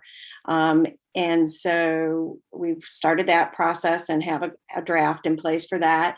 We've started drafting the IDS rules for appointments, and we've started talking about identifying necessary trainings. We think the folks that we want to do is to have a big jury trial experience. And I think that's where with COVID, that's, also been a little bit of a hurdle when we look through things, but training for Superior Court folks that need to be trained on juvenile procedure, and then talking with juvenile folks and seeing if they need some trainings to bridge into the Superior Court process. And we've started soft recruitment of attorneys who we know are doing this work already and doing a good job and getting information on who they all might think might be interested in applying to be on this roster as well. So that process has started as well. And so moving forward, we're starting the process of educating stakeholders of judges, clerks, DJJ, prosecutors, PD offices, and PAC about this new process. And we're starting to think through the process that will work best for the office to be notified for the purposes of appointment. And we're going to start publicizing the roster application process and starting recruiting for that roster and developing and publicizing trainings. And I think, Eric might talk a little bit about OJD has gotten some grants that actually will help make this a very much smoother process with the grants that they've gotten, the office has gotten to do that. And so we're looking forward to moving forward with this. And, hopefully these kids, because some of these kids get really great representation, and then some it's, there's holes. And so we want all of these kids, because while it's not the death penalty, when you're 15 years old, spending the rest of your life in prison is a big deal. And you might as well, from their perspective, that's pretty close to equivalent. So that's kind of what we're proposing and what we've been working toward for the last few months. And any questions for Eric or myself?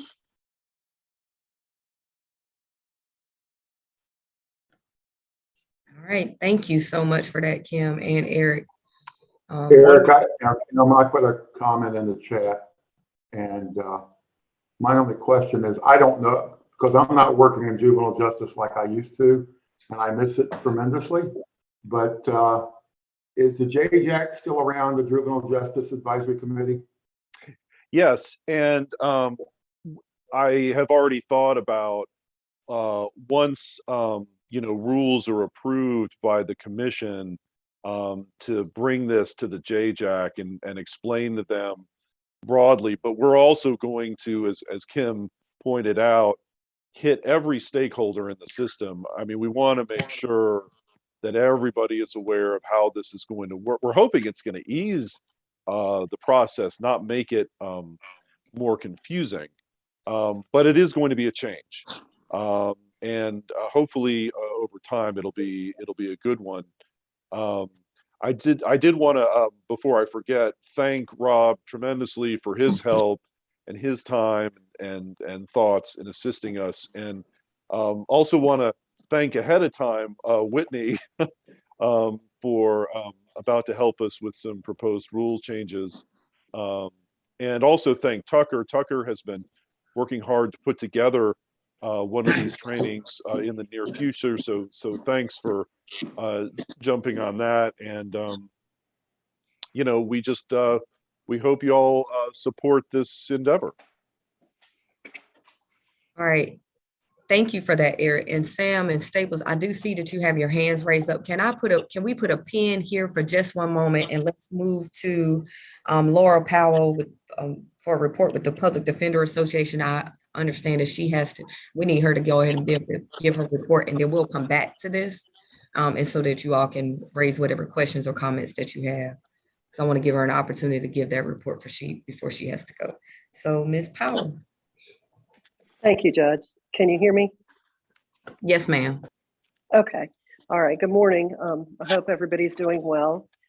We have some pretty exciting news with 27B. The legislature created another public defender's office, as I'm sure you all know. And the new chief is Lydia Hoza, who actually comes out of the district attorney's office. I'm not sure if she's on this call or not. She attended our weekly chiefs meetings, the last two meetings, and came to my office for some advice and ideas for her office. But that's in 27B, which is Lincoln and Cleveland counties. Those are the counties that are between my district, Rutherford and McDowell, and Gastonia. So it's 27B. I'm thinking Gastonia might be 27A, I'm not sure. But she comes out of the district attorney's office, and she was in private practice prior to that. I knew her when I was on the bench, and she's an excellent trial lawyer. She'll do a really good job for the public defender's office.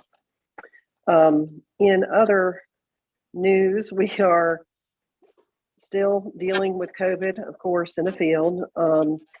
In my district, we are trying to have jury trials. That is not the case in other districts, but in out west and I think down east, we are trying to have jury trials. We have a hard time getting all the players together that we need oftentimes, and it's going very slowly.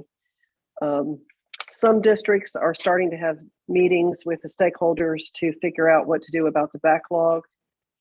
My district is not one of those. We are going to apparently just try our way out of the backlog with, I think we have 40 trial weeks this year here, but it is been complicated. COVID, I think, is wearing us all out. These outbreaks that happen really affect our clients. It affects our ability to talk with and visit people in jail and DAC. Currently, they're not moving anybody. Well, they're not moving any of our clients through DAC, so it's hard to deal with cases where our clients are in DAC. But we thank you all for your support. The rate increase is important to us too, because as y'all know, we have to have people on our conflicts list. And it is very helpful with a rate increase to recruit members to the conflict list. Even though, you know, it's $10, $15 an hour, it's also a big moral boost that the legislature or the commission values the work that they do, and it is easier to get people on our conflict list. We continue to have our chiefs meeting weekly so that we can get ideas from each other and vent. Oftentimes, we had a meeting yesterday and there was a lot of discussion about the new statute about expungements and how immediately destroying the records and taking the cases off the ACES system has caused some unintended problems for our clients. So we are going to be working through those with AOC, hopefully to resolve some of those issues. That's about all I have. If anybody has some questions, I'm happy to answer them. All right, thank you for that. Does anyone have any questions? All right, Staples. Hey, Staples. I just want to apologize to Laura when I was naming out the PDs who were initially on the call. I missed you, Laura. Sorry. Oh, that's okay. That's all right. I'm sitting in the back of the courtroom, trying not to get in trouble right now with the judge. Uh-oh. Well, we appreciate you still getting on and giving us this time, but we don't want to get you in any trouble. That's okay. But I just want you to know your chief in your public defender's offices, you know, it's not as if with COVID, you know, criminal prosecution stopped. And so we have been working every day, not as normal, but doing significant, you know, work to try and resolve the issues, especially for our incarcerated clients. Absolutely. And we appreciate you all. And please communicate that to everyone for us. All right. So now, thank you, Ms. Powell. So we will go back to, I know Staples, and there was one other person that had some comments or questions in regards to the OJD planning for youth homicide appointments. All right, I see Ms. Franco's hand is up. Did you have something, Staples? I know your hand was up before we moved over. I think actually Sam was first. Okay. So Sam. I've unmuted myself. Thank you. Okay. First of all, I think it's an excellent idea for the Office of Juvenile Justice to centralize the appointment authority. I think it gives a lot of, assurance to our district court judges when they get these serious cases, especially when they're concerned about the representation within their juvenile courts.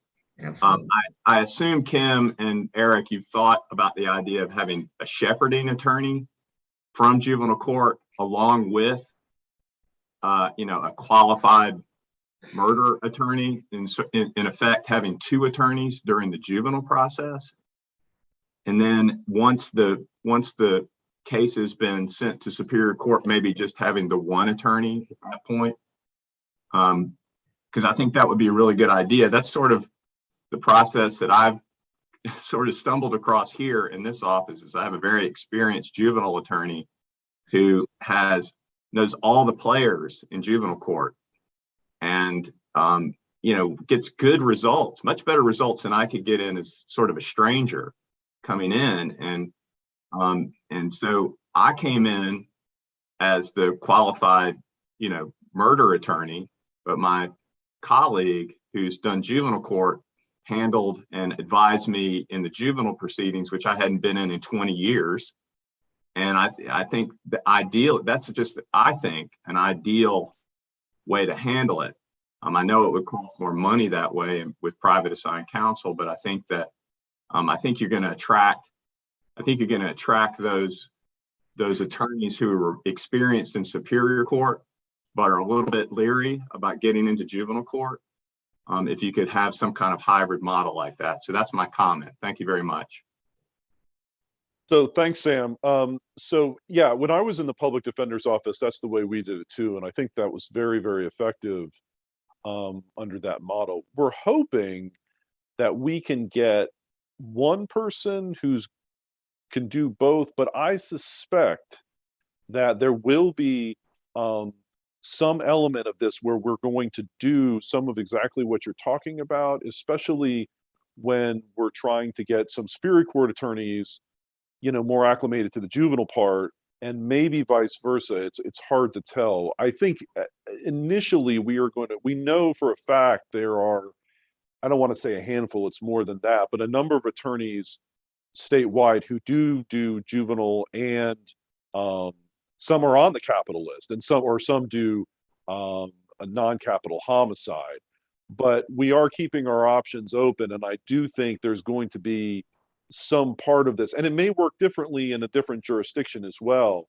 But I think that public defender model really helps, because then it gets, not only you get the better representation, but you get the juvenile attorney to get some sense of the adult system as well. So that was a good experience for me. So I appreciate that. All right. And Staples, but before we go, I just want to point out too that I think I know that model that you spoke about, Sam and Eric, has been one that's kind of across the board. I think that we see that more than not. I know here in Durham, that is definitely the way. And it's not just with homicide cases, it's with those felony cases in general, in which the cases go up to superior court. And so they have the juvenile, specialized juvenile attorney in the PD's office stay on the case, especially if it's one that they think is going to go up and get sent back. And so then that person, you have that continuity in the representation. And so I just want to point that out and acknowledge that is kind of what's been happening across the board. Staples. My question's been addressed. I do have additionally this question. I'm wondering if that juvenile expertise role might be filled by somebody on your staff in selected cases, Eric. That's a good question, Staples. We have talked about that. So Berja Hensley, who's sort of our regional defender on the middle part of the state, and Terry Johnson, who's in the West, we have started to talk about that, because they both do handle serious cases that do get transferred, and they follow the cases when they get transferred. I don't know that we've made a decision. I think it's going to be about how much time it's going to take, I think, basically. I know that here in Wake County, there are probably more attorneys who are able to do those cases than there are out maybe in Statesville and Ireland and Alexander County, where Terry is. So that may be part of the equation. But we have thought about that, and are still thinking about it. So and one of the other things, Eric, just to add on that is that I think the office has to be careful, because we consult on some of these cases. And so we have to be really careful about, the conflict piece of it. Right. But it has come up. So thanks for bringing that up, Staples. All right, Ms. Franco. My question is, in the state of North Carolina, when you're working with these juvenile offenders, is there any type of rehab program or intervention program that these youth can be part of? I mean, I'm looking at a 13, 15, 14, 15, 16-year-old who they've only lived 13, 14, 15, 16 years of life. and now you want to put them away forever. And I'm sure, because I've run across these individuals while I was working at the California correctional system, where they're in their 20s and their 30s now, and there's so much remorse within them about what they did when they were that age. Can't we come up with something to where maybe we can rehabilitate these youth before just throwing them away forever? I will That's my start. question. Yes, ma'am. We definitely do have those resources implicit in our juvenile delinquency system. We definitely are, as with all other systems, we could have lots more, and we could have more ways to improve those systems or resources, but we do have them. I would love, I'm sure Eric would too, love to talk to you more in depth about them. And I'm going to go out on a limb, Eric, and do this and invite you, Ms. Franco, to our next juvenile committee meeting, where you could hear more about those things. And that the juvenile areas is one that's dear to my heart. That's, I mean, my entire practice, I worked in that area before coming onto the bench. So I would be willing to sit down with you and talk to you more about that and hear some thoughts from you too. So thank you for that question. But to answer it kind of direct, short answer, yes, there are, but we could do more. And just to tag on that, Dorothy, to tag on that is, unfortunately, yes, we have that in the juvenile system, but once they're transferred to the Department of Corrections as an adult, those resources go away. Right. Which is even more reason why we try to, or defenders make all efforts to try to have the cases sent back or kept in juvenile court or sent back to juvenile court, because we know that the juvenile system is better and more equipped to deal with them as youth as than the adult system. Yes, Mary. So thank you. I originally raised my hand because I was going to suggest what you already suggested, Dorothy, so never mind. But I also wanted to let Ms. Franco know that unfortunately there are people incarcerated in North Carolina prisons who are parole eligible and were convicted as juveniles in the 70s and 80s. And there's now the governor's office has a juvenile sentence review board, and there's a little bit of energy around maybe trying to get some of these folks out. And it was something we worked on a lot when I was at Prisoner Legal Services, but I'd love to talk with you about that as well offline. So I'm glad you're interested in this. Thank you. Thank you. So. Yes. All right. There we go. All right. All right, so we will move next to our commission business. But before we move to commission business, I want to acknowledge other chief public defenders and give them the same opportunity that we gave to the others. I think we have John Neiman. I'm looking around, y'all. I'm realizing my older age, I need to go back to probably checking to see if I need to get glasses. All right, is he on here still?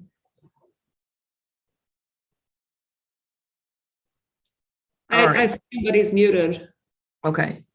Can we? Did I unmute myself? There you go. That's good. Yes, John Neiman, Guilford County Public Defender's Office. Thank you for all the support you all give us. We have been moving forward during this pandemic. We've had approximately 40 jury trials during this time with great success. Somehow the pandemic seems to be making the prosecutors less successful or the jurors more amenable, but it's been somewhat, it's bittersweet. But again, as I did the last meeting, I want to thank you all so much for the rate increase for the private assigned counsel, because getting people on the list has been extremely difficult. The ones we have are all full up because cases are coming in, they're not being disposed of. And so that was a huge thing for us. And I just want to thank you for all the work you do. All right, thank you, sir. And I see Wadrina Baker Harrell. We have you. Say hello, introduce yourself. Good to have you on. I would like to say thank you to everyone. I'm the Chief Public Defender for Orange and Chatham counties. And I would like to say thank you to all the commissioners for the work that you're doing. We're moving forward through the pandemic, just like my colleague just mentioned, trying to move forward with jury trials, and the rate increase has definitely helped in trying to recruit attorneys to get on our conflict list. So again, thank you for that rate increase. Awesome, thank you too. And Jennifer, I see her on here.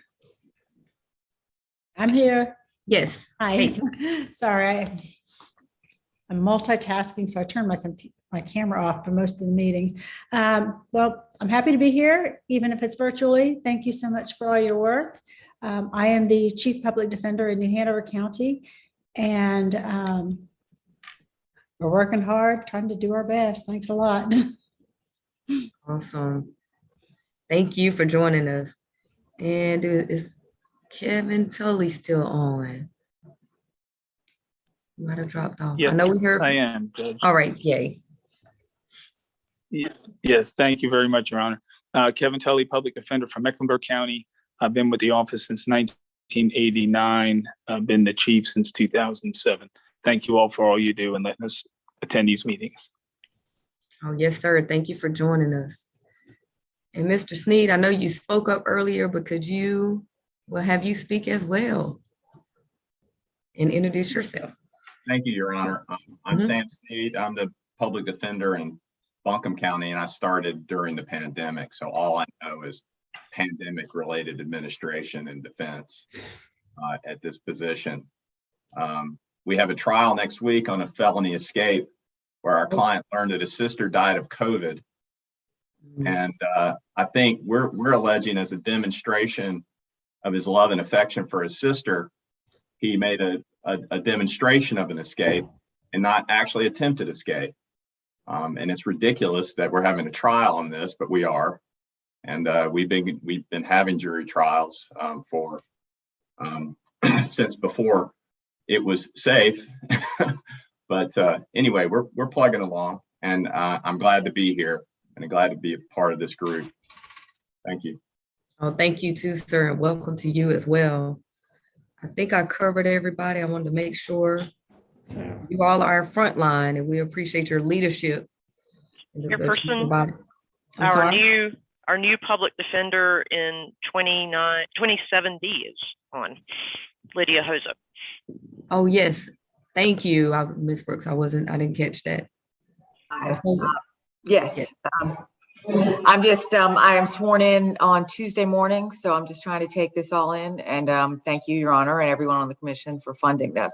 We're really excited, and we really need it. So it's exciting. Well, you got some great support from us, as well as fellow chiefs across the state. And I know that you've probably already become aware of some of them and can lean on. And so we are happy to have you. Thank you. Thank you. All right. I think I got everybody now, right? All right. So now let's move on to our official commission business. And if anybody needs to take a break, please do that. But I just, I figured with these Zoom meetings, to just kind of keep trugging along, and everybody knows that if you need a break, turn your video off, go take a break, come back, just so we can be mindful of people's time. All right, so 2022 committee assignments. As you heard about before, several times it's been noted that we have our new committee assignments. And you've received those assignments or the list of them in your packet.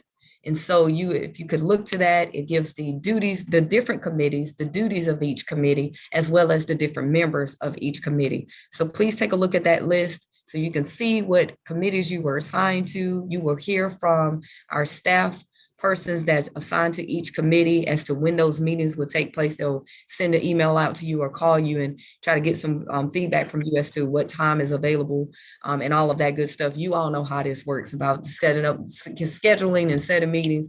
And so we are really excited about those committee assignments. As Mary talked about before, we have revamped those in a lot of ways. And so we think, and I appreciate you, Mary, for taking a look at that and giving us that great feedback in regards to those committee assignments and the committee structure. And so we look forward to the work that the different committees will do. That is the crux of what we do. We would like to, we have everybody kind of work in those committees so that when we come to the commission meetings, we are ready to roll and have things to report to you all. So that will be the report that I have as to that. If anybody has any questions or concerns about the committee assignments, I would think more questions than concerns, but if you have either, please contact either myself, Mary, or Whitney, and we will address those. All right. Next, we will hear from Whitney on Chief Special Counsel recruitment policy, which you all should have received that information as well. I feel like another sad announcement that we have to touch on. Whitney, I will turn it over to you. Thank you, Dorothy. Dolly is on the call, so if you have any questions that need substantive answers, I will defer all of them to her. I am just going to give you a quick update on the process and where we are. The Personnel Committee met last week to go over a recruitment plan that Dolly and other IDS staff developed. It is ambitious, but it is necessarily ambitious because Dolly has been with the state of North Carolina for 43 years and deserves a retirement as soon as she wants to enjoy it.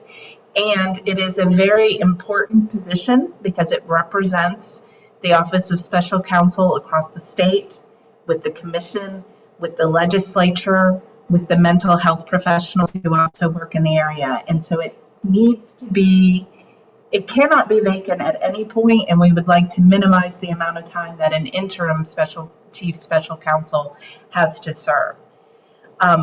The Personnel Committee approved that recruitment plan. I shared it with the commission via your Commission Plus Executive Director listserv that I maintain. I received approval for the recruitment plan, which is included in the packet, from Commissioners Joseph Crosswhite, Allison Guerin, Kate Fenhagen, Karen Franco, Staples Hughes, Brian Cromwell, Jan Pritchett, Stacy Rubain, Gus Anthony, Dorothy Hairston Mitchell, and Art Beeler, which meant that a large majority of commissioners approved that recruitment plan. As soon as we received approval, the position was posted, and pursuant to the plan, I basically did a blitz of all listservs, ours and listservs that might be maintained by other groups who would have qualified and interested individuals, including Legal Aid, the Center for Children's Rights in Charlotte, Disability Rights North Carolina, the National Association of Public Defenders, etc. If anyone is aware of a group or a person to whom you think the positions should be forwarded, I encourage you to do it. It is currently open. It will close around February 15th, at which time Dolly and Mary and I will conduct an initial review and remove any kind of facially unqualified or disqualified individuals from the list, and then we will work with the Personnel Committee to further hone the list so that hopefully by April 8th, the Commission will be in a position to hear the recommendation of the Personnel Committee about the top 3 to 5 candidates, hopefully around 3, receive presentations from each of those candidates, and deliberate on whom to make an offer to. And ideally, we would have another permanent chief special counsel in place by May at the latest.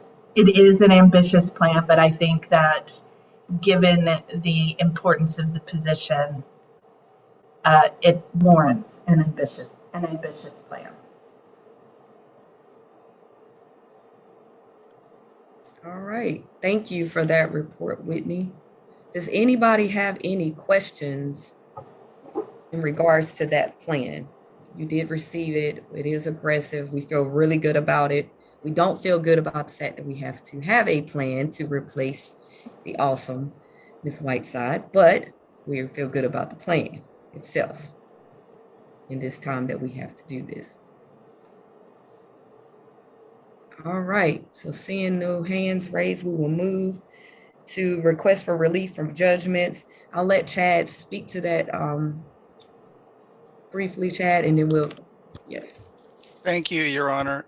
Just to let everyone know, my system did just go down for about 30 seconds. It's now back up, but if I disappear, I did just have a technology issue. But really quickly, we had a budget commission meeting this morning on the request for relief. I don't believe there's any materials in the packets about this. I'm just going to touch on it really quickly. The basic what this is about is judges are ordered upon a conviction of an indigent defendant to make the clerk docket the attorney's fees that were paid as a civil judgment against the defendant. Historically, and this, from what I understand, this predates IDS, the clerks of Superior Court would have hearings if and when there was a contest related to a Department of Revenue intercept that is made to pay for those civil judgments. So essentially, income tax refunds and in some cases lottery winnings are intercepted and used to pay for those court-appointed attorney fees that have been docketed. Historically, if there was a complaint or a dispute about those intercepts, the clerk of Superior Court would sometimes grant relief to the petitioner or the debtor by canceling the debt or reducing the amount of debt. The clerks have been advised that their role as adjudicator in those disputes, their counsel, AOC General Counsel, has advised them that they should not continue that because of their role as adjudicator. They shouldn't advocate for one side or the other. So IDS has essentially continued the practice in some cases if there is a contested intercept of reviewing the case, and if the amount of principal that has been paid to, or if the amount that has been paid or intercepted to date meets or exceeds the principal amount of the debt, then IDS has alerted the clerk that the judgment should be canceled. So essentially, the budget committee met and heard this, and the plan now is to continue the current status quo. And we're going to reconvene and hear some more on that later. So the commission, the full commission, can look forward to much more on that to come. But we just wanted to touch on that this morning. Is there any questions on that before we move on from anyone?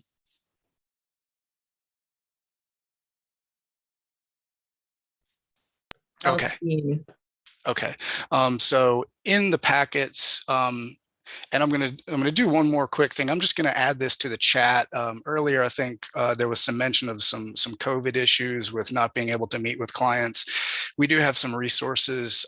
If some of the detention facilities have vendors who provide secure teleconferencing services, and IDS does have a policy in place to pay for court-appointed attorneys to meet in furtherance of those court-appointed cases. So I'll add that link to the chat in case anyone needs it, or in case anyone needs to share it with any of the attorneys that are in the field that need that.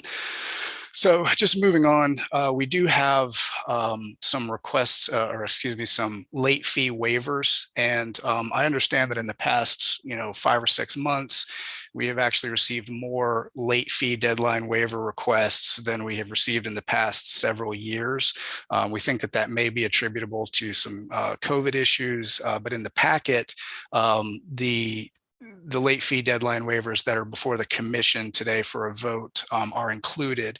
I can do a share screen just to make sure everybody is on the same page with this. And can everyone see my share screen? Yes, sir. Okay, thank you. So our first one is Attorney Patricia Riddick. We have, I believe, 18 of her waivers before the commission today. Essentially, the show cause is the same for all these cases. The show cause is that Ms. Riddick had a high volume of clients in 2019 and 2020, got behind in submitting the fee apps during COVID, especially in 2020. And we have listed in the chart the full fee.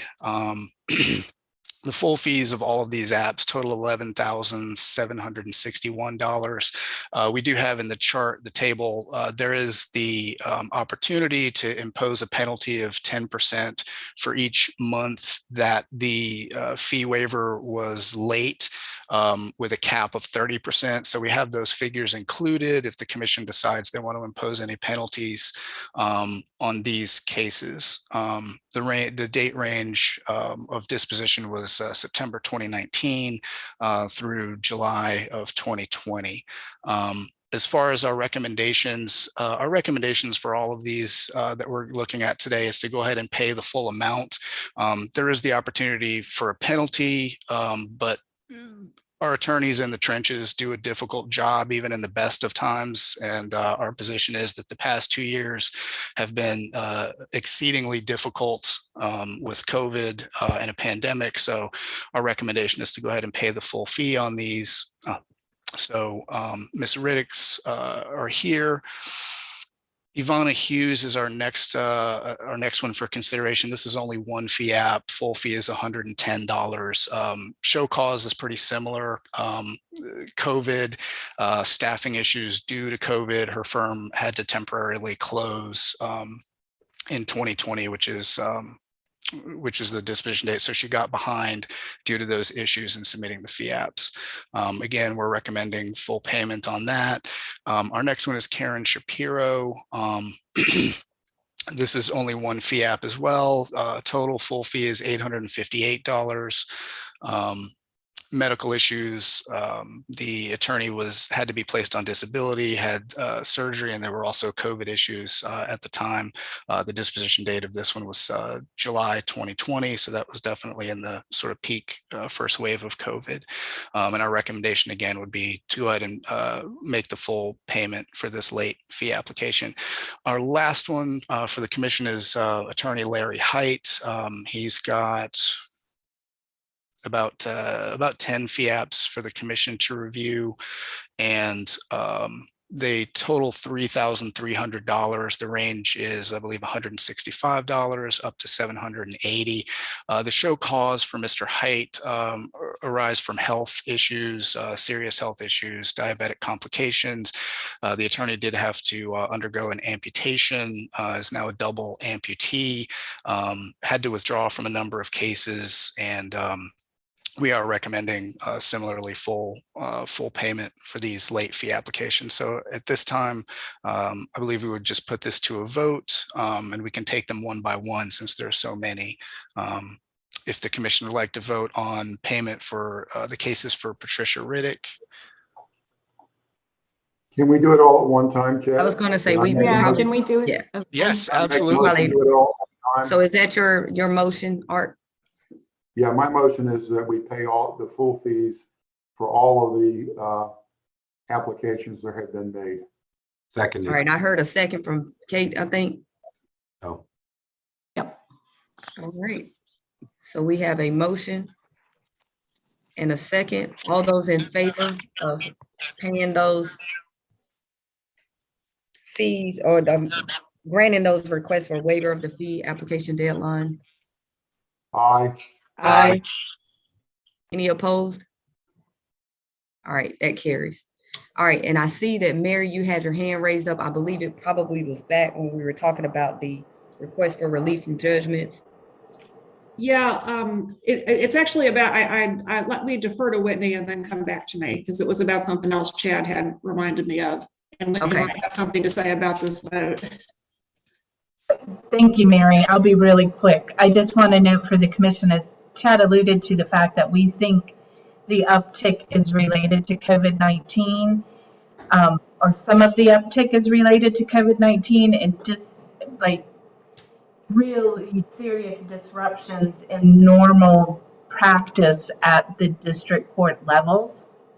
So anticipating that at some point court processes will look more like they used to or more like they did in 2019, Chad and I are planning to speak with Mary, Elisa, our new CFO, and Will in advance of the April meeting, and we may be asking for some changes to the policy that reflect kind of COVID-related discretion for the executive director, which means we might bring fewer of these to you, which we think would be particularly useful if the volume continues at what it is right now for an extended period of time. Awesome. Thank you for that, Whitney. Mary? Thank you. So Chad had mentioned the jail visitation technology, and it reminded me I should have included this in my report to you, but Chad's also been working on this discovery database for the public defender offices that I think is kind of a good and significant thing. Chad, could you just tell the commissioners a little bit about evidence.com? Yes, sure. So evidence.com has been used, I believe, for a number of years by the district attorneys. It really sort of starts with law enforcement. Law enforcement contracts with a company. They used to be called Taser. They changed their name to Axon. And Axon provides essentially a storage of virtual evidence product, where what's happening with a lot of our public defenders is the PD offices are having their systems crash. They're having to buy expensive external hard drives, and then there's some other related issues with that, just to keep the electronic storage of these body cam files that take up massive amounts of data. They're not able to store those. So we have been working with Axon on allowing access to the public defender offices, basically giving them the same access to this resource that the district attorneys have. AOC has a contract with Axon to provide this storage solution for the district attorneys, and we are very close to an agreement to provide the same access to the public defenders so that they will no longer have to deal with these storage issues. And we're also working, I believe the Capitol defenders are also interested in access to this. So basically the way it will work is it's kind of like Netflix.